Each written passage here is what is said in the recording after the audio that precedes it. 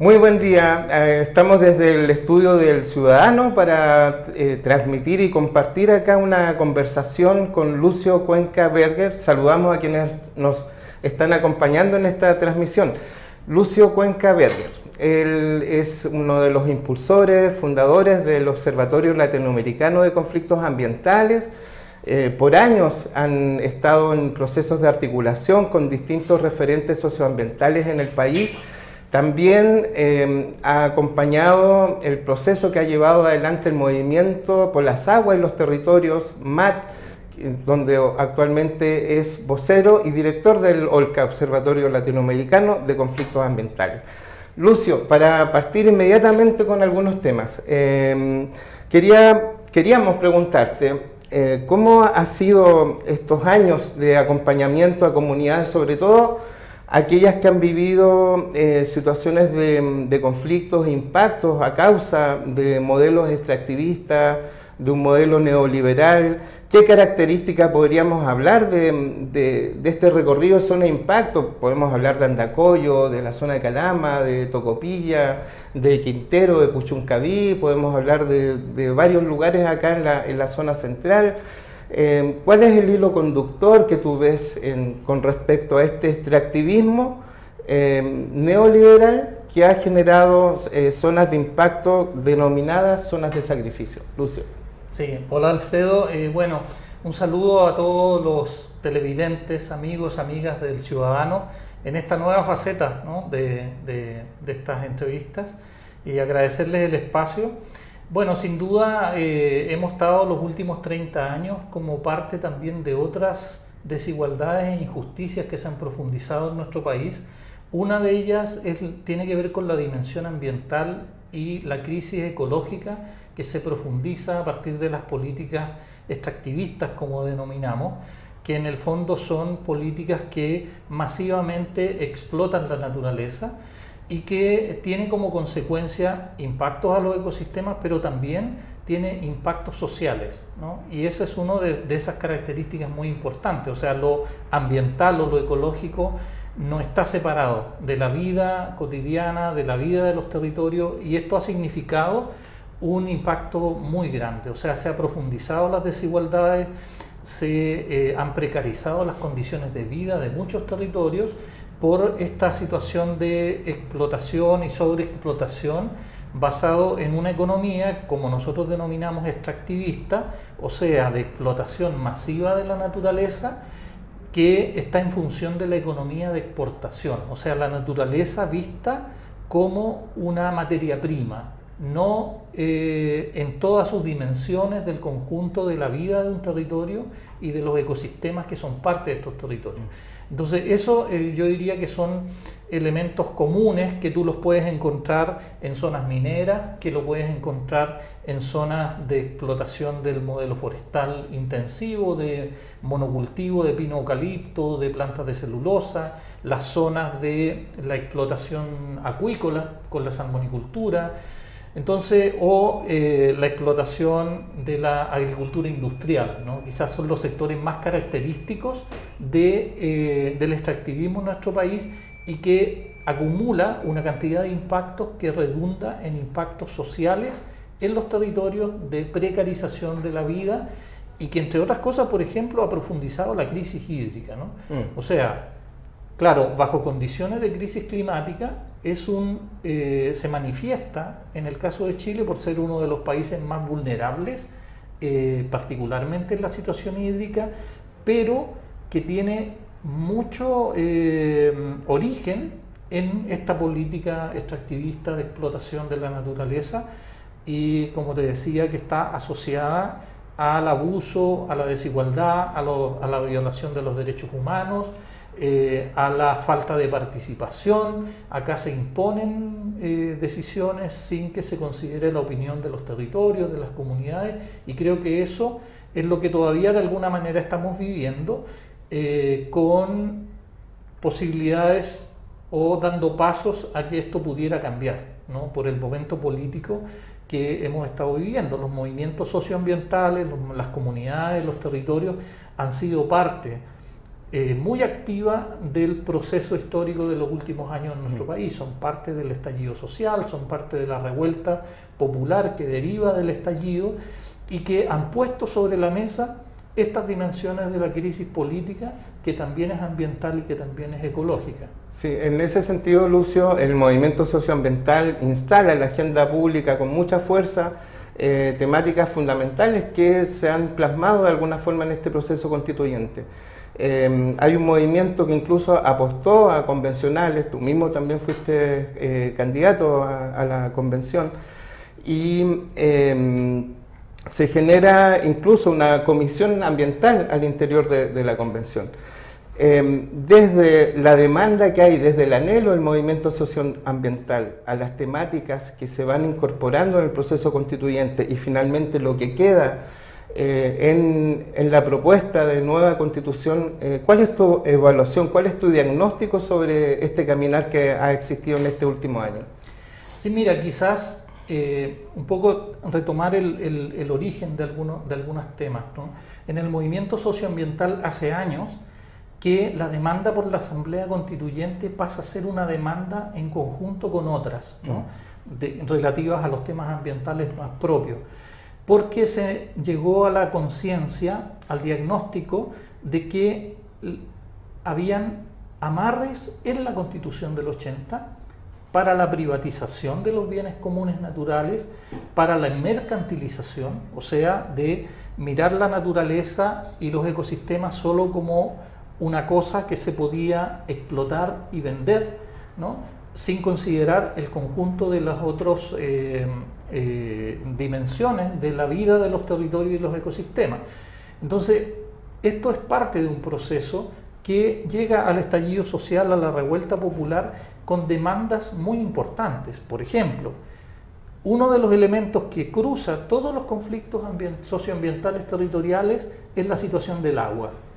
Y desde el movimiento socioambiental vienen las propuestas que hoy día están siendo plasmadas en la nueva Constitución. Por ejemplo, un eje central es desprivatizar el agua, desmercantilizarla y establecer el agua como un derecho humano, establecer el agua como un bien común natural y que se haga un proceso de redistribución del agua de acuerdo a las nuevas realidades de disponibilidad de agua que hay en cada una de las cuencas y que esto se haga a partir de una gestión comunitaria, una gestión democrática que no solo incluya, como ocurre actualmente, que los que decidan sobre el destino del agua en una cuenca sean los dueños del agua. ¿Por qué? Porque ya no van a existir dueños del agua con la nueva Constitución. Entonces, esas son parte de las demandas que fueron instalándose desde el movimiento socioambiental y que son afines al conjunto de los movimientos. Independiente si un territorio, una comunidad, una organización está más preocupada de los humedales, del impacto con la minería, de los territorios en sacrificio, ese ha sido un elemento, un hilo conductor, ¿no? Pero de allí también se han levantado propuestas en función de contribuir a un nuevo paradigma de sociedad. O sea, por ejemplo, en conjunto, por ejemplo, el MAT se define como un movimiento plurinacional porque se encuentra en este camino con los pueblos indígenas, con los pueblos originarios en distintos territorios. Entonces, para nosotros la plurinacionalidad no nace con esta nueva Constitución. Claro. Es un proceso que estamos construyendo ya hace tiempo. Y en ese proceso, por ejemplo, compartimos la visión de entender la naturaleza con derechos propios, ¿no? Como un sistema de vida propio que tiene derecho a la existencia. Y por eso levantamos la propuesta de que se consagre en esta Constitución los derechos de la naturaleza, ¿no? Y las comunidades humanas como parte de la naturaleza. Eso sin duda es un avance importantísimo, que a lo mejor no va a tener efecto el día de mañana, pero configura un nuevo paradigma de construcción de sociedad y de sociedades entendidas también como parte de la naturaleza. Y eso, o sea, para nosotros viene siendo construido ya desde hace algunos años atrás y ha sido parte de la agenda que los denominados ecoconstituyentes dentro de la Convención Constitucional levantaron como parte de sus demandas. Porque dentro de eso también, por ejemplo, se hace la diferencia entre derechos de la naturaleza, o sea, una naturaleza con derechos propios, con los derechos ambientales humanos, ¿no? Porque hasta ahora hemos vivido en un paradigma donde las políticas ambientales se hacen en función de resguardar la salud de las comunidades humanas. O sea, se cuida el medio ambiente en la medida que eso no cuida a la salud de las personas, ¿no? Y eso hoy día es superado por esta nueva concepción instalada en la nueva Constitución, que nos parece muy importante. O sea, conviven en esta Constitución derechos ambientales, que se refiere a los derechos humanos, y derechos de la naturaleza como parte de este nuevo paradigma y nueva forma de convivencia, ¿no? Sí. Entre los que somos parte de, de esta naturaleza. Estamos en el estudio del Ciudadano conversando con Lucio Cuenca. Él es el coordinador del Observatorio Latinoamericano de Conflictos Ambientales, OLCA, también es vocero del Movimiento por las Aguas y los Territorios, MAT. Y Lucio, con respecto a lo que ha venido ocurriendo con este proceso constituyente, con esta nueva propuesta de constitución, en caso de ganar el plebiscito, el apruebo, el plebiscito del 4 de septiembre, ¿cuál es la nueva institucionalidad que deberíamos vivir? ¿Qué es lo nuevo que se transforma desde el punto de vista de la institucionalidad? Bueno, mira, yo creo que junto a las cosas que ya he comentado, creo que uno de los avances más importantes desde el punto de vista de los elementos de la naturaleza comprometidos en este contexto extractivista, neoliberal, son los aspectos que tienen que ver con la desprivatización del agua.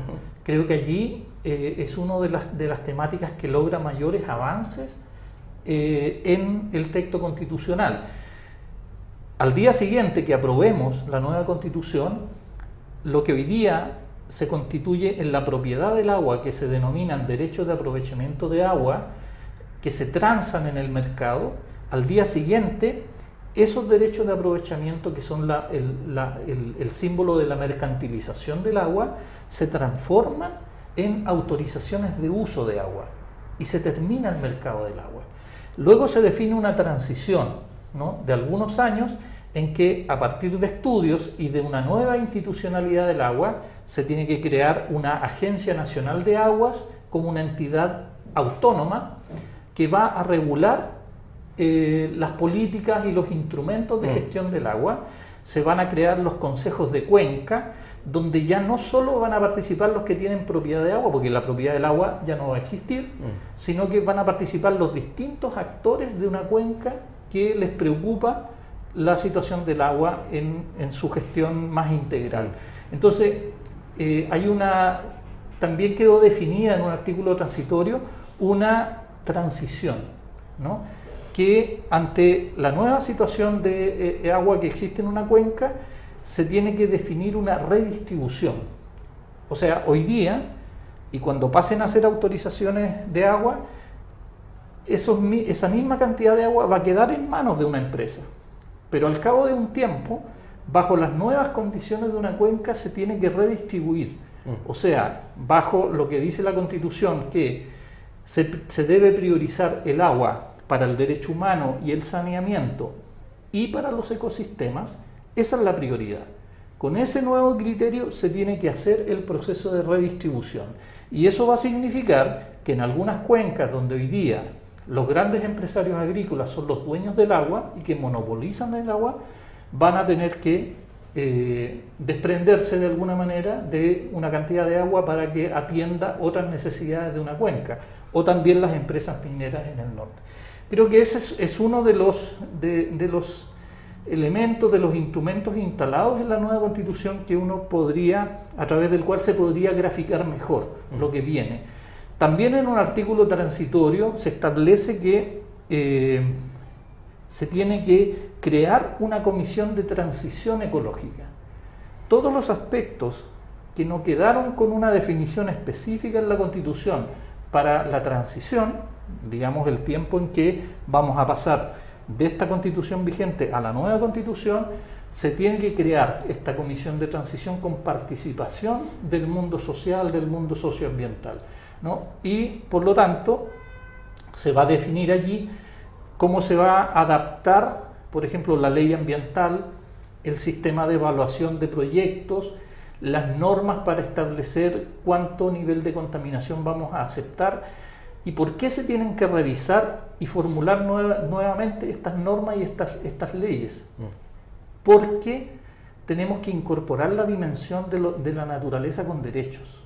O sea, cuando se fije una norma para establecer qué niveles de contaminación, no solo tiene que estar presente la norma que resguarde o los aspectos que resguarden la salud humana, sino que tiene que estar también la norma que resguarde la salud del conjunto de la naturaleza. Por ejemplo, en el caso de Quintero Uchuncaví, que afortunadamente hemos tenido recientemente una medida de anuncio de un cierre programado de la fundición Ventana de Codelco. Por ejemplo, allí uno de los contaminantes presentes en el aire es el arsénico. Y en Chile no hay norma de arsénico en el aire. Pero el arsénico afecta la salud de la población y está afectando la calidad de los suelos y está contaminando el suelo. En Chile no hay norma de tóxicos en el suelo, ¿no? Todo eso no existe porque ha habido una presión del sector minero para que eso no exista, ¿no? Para que se les siga dando la libertad de operar en los territorios de acuerdo a las condiciones que ellos están dispuestos a tener y no a las condiciones que necesita el ecosistema, la naturaleza y los derechos de las personas. Entonces creo que se abre un campo de posibilidades que va a requerir que sigamos en un proceso de participación activa, de movilización, pero con posibilidades de configurar un nuevo paradigma de sociedad y también instrumentos y políticas mucho de mejor calidad de las que tenemos actualmente desde la perspectiva de los derechos humanos ambientales y de los derechos también de la naturaleza. Así que desde mi perspectiva es un escenario de muchas posibilidades. A propósito de lo que señala Lucio Cuenca sobre los niveles de contaminación y lo que se puede tolerar o no, hay un tema que al parecer estamos años luz todavía para enfrentarlo. Que de alguna forma también dentro de la convención se discutió, pero hoy en el presente, claro, tú hablabas de Quintero Puchuncaví con el caso de Ventana, la situación de Codelco, con este cierre progresivo que habría, pero al parecer estamos lejos de poder superar este modelo extractivista neoliberal. O explota por una parte el Estado con sus distintas matices, ya sea de forma mixta, vía licitación, o explota la corporación, el privado, la transnacional, el modelo neoliberal. ¿Qué viene, digamos, ahora? ¿Qué desafíos consideras que deberían haber? Porque cuando hablamos de que es el Estado que tiene que estar encargado de explotar, estamos hablando de que hay una cadena que tiene que ver con temas sociales, con la salud, con la educación que se financian. Y cuando hablamos del privado, estamos hablando de las políticas del goteo. ¿Qué hacemos, Lucio? Mira, yo creo que es importante que con la nueva Constitución viene un cambio de la definición del Estado y del rol del Estado y las responsabilidades del Estado en un nuevo tipo de sociedad. O sea, cuando decimos que pasamos de un Estado subsidiario, un Estado mínimo, que no se hace cargo de las problemáticas directamente que la gente tiene o del cumplimiento de sus derechos, pasamos justamente a un Estado que se define democrático, garante de derechos, plurinacional, multicultural, y también se define hoy día en esta Constitución como un Estado ecológico. Y luego, un poquito más abajo, reconoce la interdependencia entre las comunidades humanas y la naturaleza, ¿no? Entonces, ese tipo de definiciones que van a ser la base inspiradora de toda la nueva institucionalidad que se debe crear, nos ofrecen muchas posibilidades, ¿no? Creo que tenemos que tener conciencia de eso y seguir empujando este proceso histórico que estamos viviendo, porque hay cosas que, si bien van a ser automáticas del día que se aprueba la nueva Constitución, hay otras que todavía quedan en construcción, en tránsito.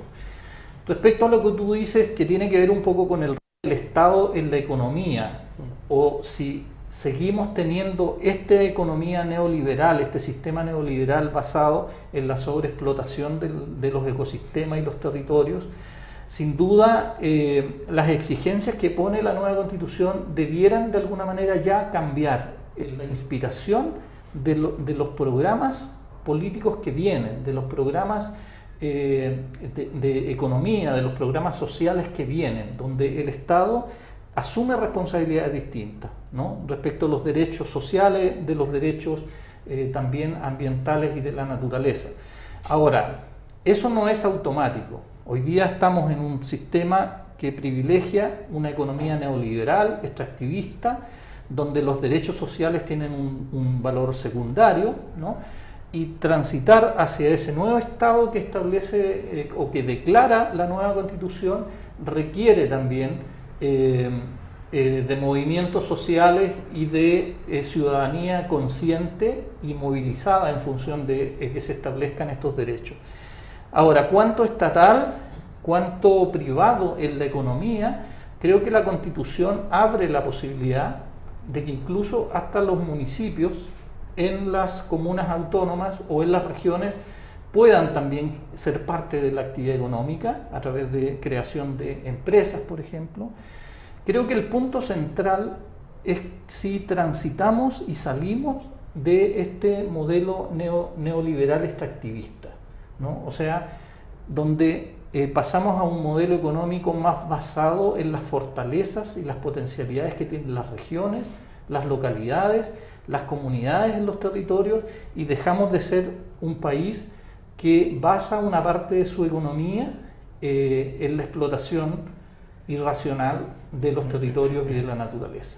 Y creo que allí, si lo hace el privado o lo hace el Estado, en realidad para los que viven la situación es más o menos lo mismo. Es lo que ocurre hoy día, por ejemplo, con la minería, donde tú tienes un sector transnacional, privado, muy fuerte, con el 70% del sector en propiedad de estas empresas, y tienes también a Codelco como empresa del Estado.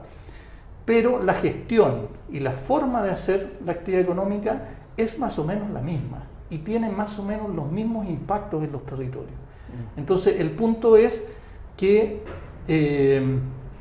quizás la distinción, si bien es importante rescatar la responsabilidad del Estado en esta nueva etapa histórica del país, es salir del extractivismo, transitar hacia otro modo de vida que se haga cargo de la crisis política, de la crisis ecológica, de la crisis climática, y que no solo cambiemos el rumbo en la actividad económica, sino que también nos hagamos cargo de lo que hay que restaurar, de lo que hay que reparar, de los daños que se han causado y que hoy día se espera que puedan ser, que se haga cargo, digamos, la sociedad y el Estado. Creo que son cuestiones que necesitamos incorporar en las propuestas programáticas futuras. Hoy día, ¿qué pasa con los territorios en sacrificio? ¿Es suficiente cerrar ventanas?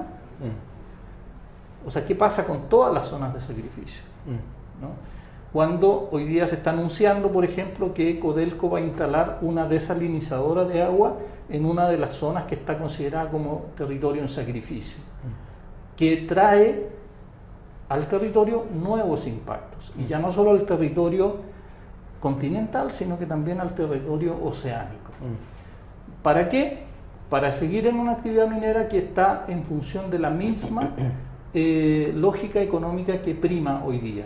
Y nosotros necesitamos salir de eso, necesitamos repensar la política minera, pero necesitamos también repensar la economía en general, ¿no? Y eso creo que también es el gran desafío. Yo confío, y por lo que conozco, que la Constitución nos otorga grandes potencialidades para hacer ese tránsito. La nueva Constitución. La nueva Constitución, sí, lo dije mal, me disculpan. Por eso hay que aprobar el 4 de septiembre. Por eso aprobemos el 4 de septiembre, pero, o sea, sin duda esto va a ser posible si se mantiene una sociedad movilizada, una sociedad consciente de sus derechos y que pueda tomar los distintos elementos que trae esta nueva constitución para configurar ese nuevo paradigma de sociedad, ¿no? Y yo creo que los elementos que están incorporados desde la perspectiva de los principios ambientales, de los derechos de la naturaleza, de la desprivatización del agua, de haberle bajado el rango constitucional a la actividad minera y haberle quitado un poquito de poder por sobre las otras actividades económicas, que era lo que tenía la Constitución del 80, ayuda a que se pueda dar, se puedan potenciar esas actividades sin tener que estar bajo la dictadura de las empresas ni tampoco de actividades económicas más poderosas como la actividad minera. Y se tenga que respetar el conjunto de las expresiones de vida y las expresiones económicas que hay en un territorio. Ya en la última parte de la conversación con Lucio Cuenca, coordinador del Observatorio Latinoamericano de Conflictos Ambientales, OLCA, y también vocero del Movimiento por las Aguas y los Territorios, vamos a conversar un tema relacionado que va aparejado con la expansión que ha habido del extractivismo, que es la política energética. Ha existido un crecimiento, en el gobierno de Bachelet tuvimos con Máximo Pacheco, que ahora está en Codelco, cuando era ministro de Energía, se establece la política de energía 2050. En el gobierno de Sebastián Piñera se establece una política estratégica nacional que se llama hidrógeno verde y que hoy vemos también una continuación de esa política. Desconozco si hay algunos matices que han cambiado con respecto a cómo llevar adelante esa política, pero te quería preguntar, porque ustedes también se han pronunciado al respecto, hace poco cuestionaron la política que se está estableciendo en estos momentos. Sí, mira, bueno, mucho se habla hoy día de que una actividad económica importante en el trasfondo de la crisis climática es la actividad energética y particularmente en la quema de combustibles fósiles, ¿no? Y eso hace que, bueno, las convenciones internacionales y las políticas de los países tengan que comprometer esfuerzos para bajar las emisiones, pero también hacerse cargo de los problemas que trae aparejada la crisis climática. Entonces, en el caso de Chile, que tiene una fuerte actividad hacia los ecosistemas, hacia el impacto de los territorios, una de ellas ha sido el último tiempo el sector energético, ¿no? Si bien hay una política, hay un esfuerzo de incorporar la energía renovable, ¿no? Pero se está haciendo bajo la misma lógica, no en función de atender las necesidades energéticas que tienen los territorios, las comunas, las regiones, sino que en un sistema energético que está en función de esta economía que tenemos vigente. Y lo que nosotros apostamos es tener señales concretas de que transitamos, así como transitamos de salir del extractivismo, o sea, salir de una economía basada en la explotación de la naturaleza a una economía que potencie las cualidades que tienen los territorios y las regiones. También buscamos eso en el sector energético. Hoy día tenemos una matriz energética basada fundamentalmente en un 60% aproximadamente en combustibles fósiles, carbón, gas, diésel o petróleo.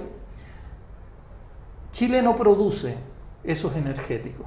Por lo tanto, junto con ser un país que tiene una matriz energética altamente contaminante, tiene una matriz que depende del mercado internacional.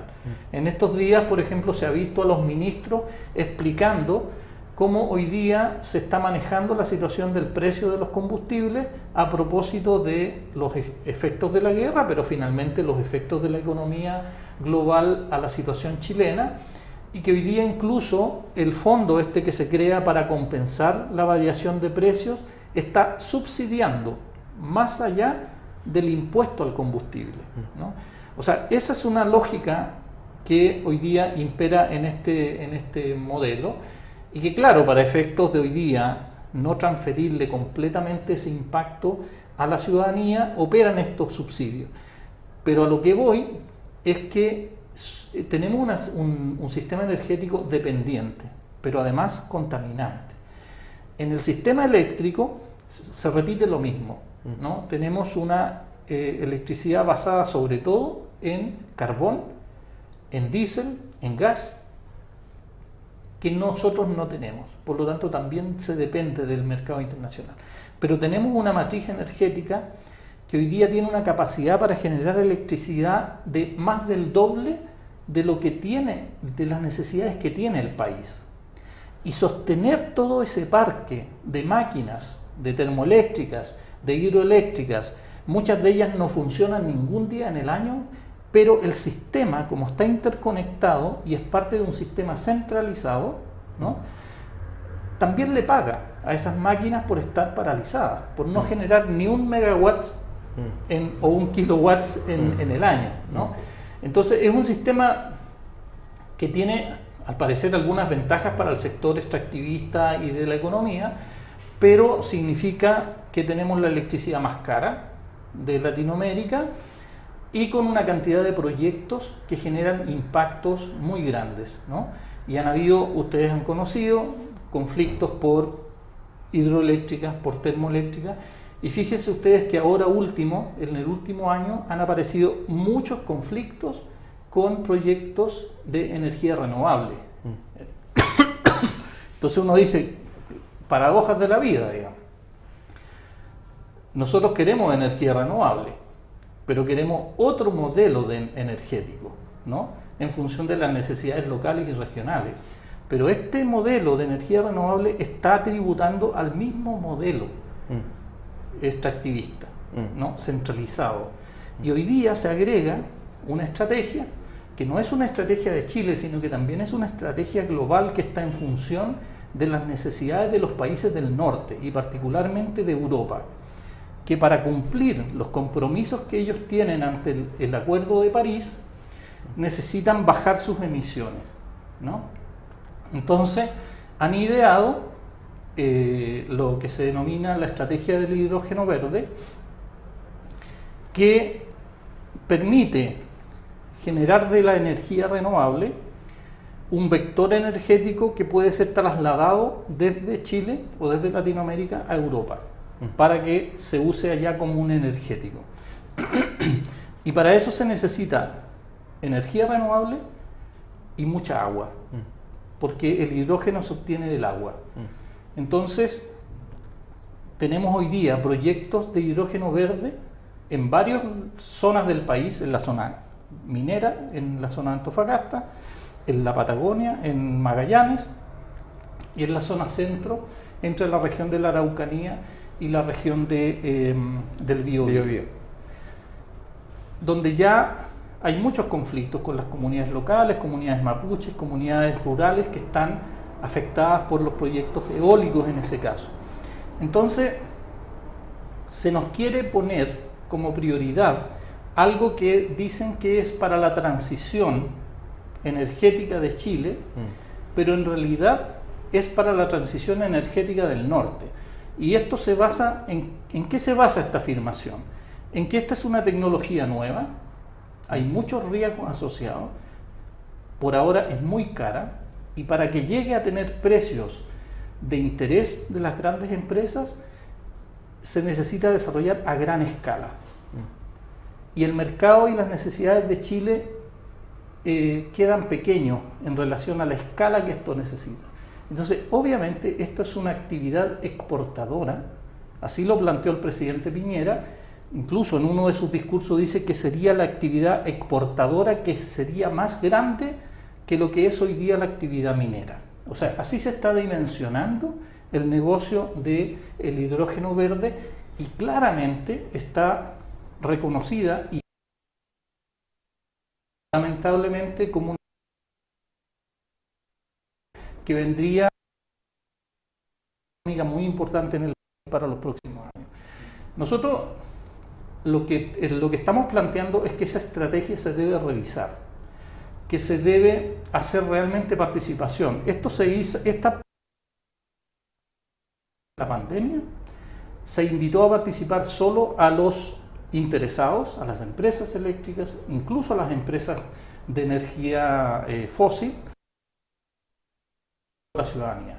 No participó la gente en los territorios. Nosotros decimos que esto se debe auditar porque nos parece que hay irregularidades en ese procedimiento, se debe revisar la estrategia y se debe hacer una evaluación ambiental estratégica, porque es una estrategia que impacta al conjunto del país. No se puede estar evaluando proyecto por proyecto, se tiene que hacer una evaluación.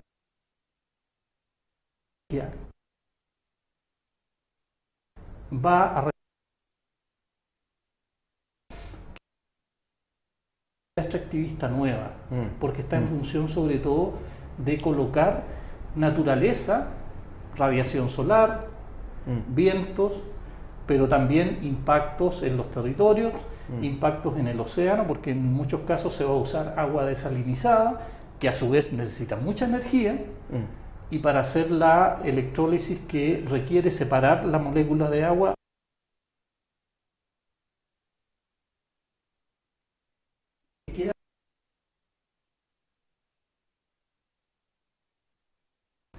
Pero los impactos quedan en nuestro territorio. Y eso creo que hay que revisarlo, y creo que el gobierno no debiera seguir con la inercia de esta estrategia que viene empaquetada.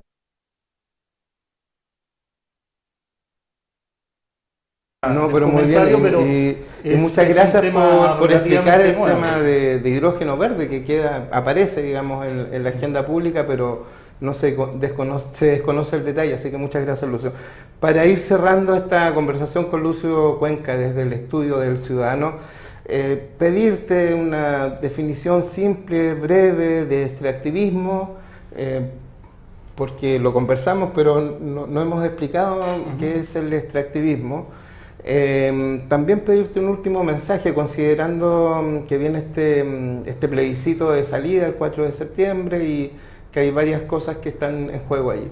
Lucio. Sí.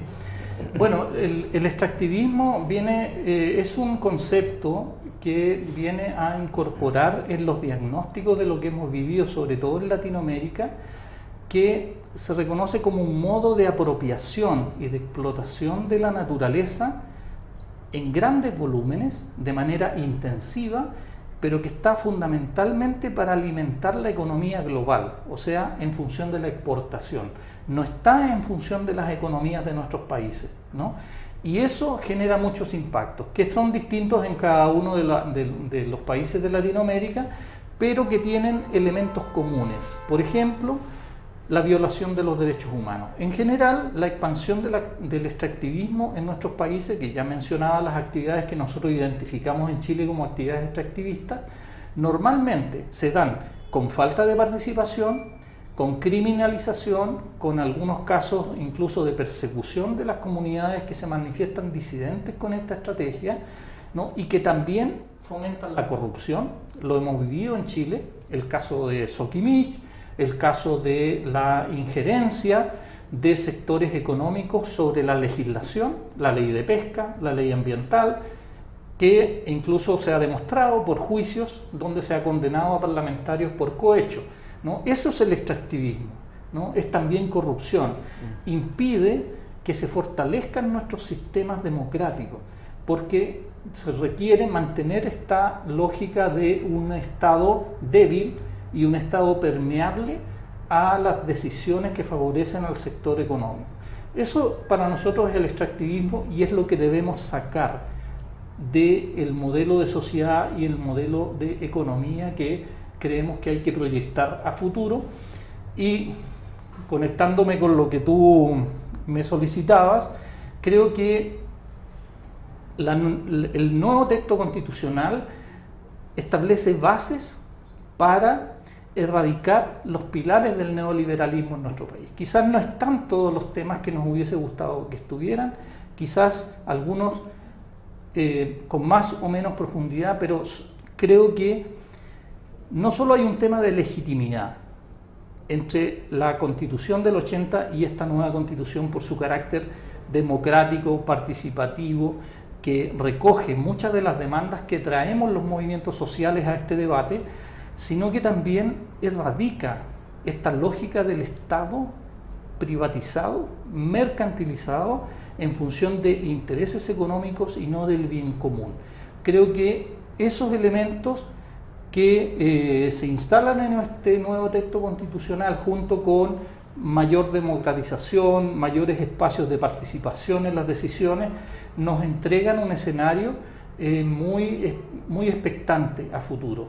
Y nosotros, por lo menos en el Movimiento por el Agua y los Territorios, que nos estamos agrupando en el comando que se denomina Comando Aprueba por el Agua, nos pronunciamos a favor del apruebo de la nueva Constitución el 4 de septiembre en nuestro país. Así que les invito a todas y todos también a ser parte de este proceso y de las posibilidades que se abren luego del 4 de septiembre para nuestro país, para los pueblos diversos de este territorio y de muchas personas, comunidades que tienen esperanzas puestas en que las condiciones de vida van a cambiar con este nuevo texto constitucional. Así que yo les llamo a que piensen en esas posibilidades y que concurran a aprobar el 4 de septiembre de este año.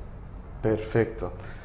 Muchas gracias por acompañarnos en esta conversación junto a Lucio Cuenca, coordinador del OLCA y también vocero del MAT, en este análisis, en este diagnóstico y en estos desafíos con respecto a temas medioambientales en el país.